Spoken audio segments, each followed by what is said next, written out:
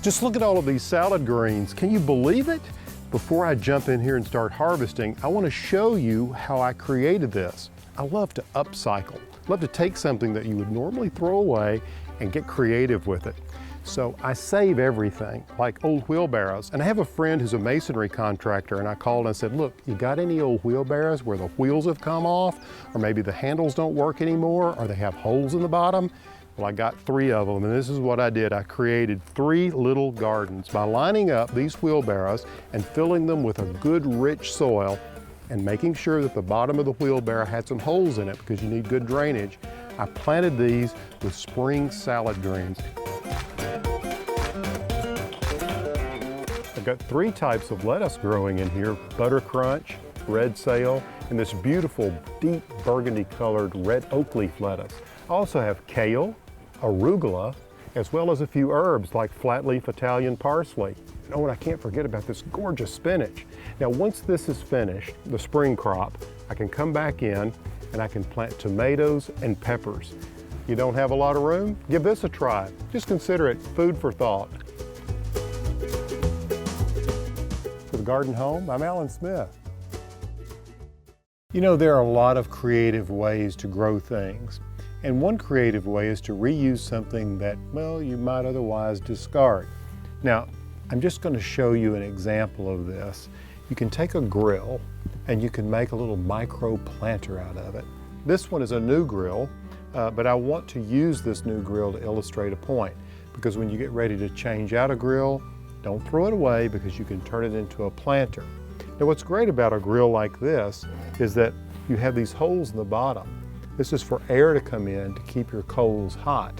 Well, this serves as drainage in a container. So what you can do is you can just take some gravel to help with the drainage and put about 3 inches of gravel in the bottom. And then it's just a matter of taking a good potting soil and adding the soil to the grill. And what I have here is some broccoli. I'm going to plant some broccoli plants in here. You know, this filled with thyme would be fantastic for the summer, or even some of those small leaf basils, like that one called Spicy Globe. There'd be enough thyme and enough basil here to, well, satisfy all your needs and possibly your neighbors through the entire growing season. From the Garden Home, I'm Alan Smith.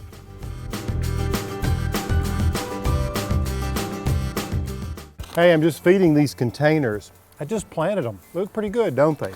You know, this time of year, I like to give a container a little bit of a makeover. You know, through the summer, they get a little tired. It's time to go to the nursery, pick out a few plants, do something creative. And we've done something really creative here. You see, I took a stump, a hollowed out stump, and turned it into a container.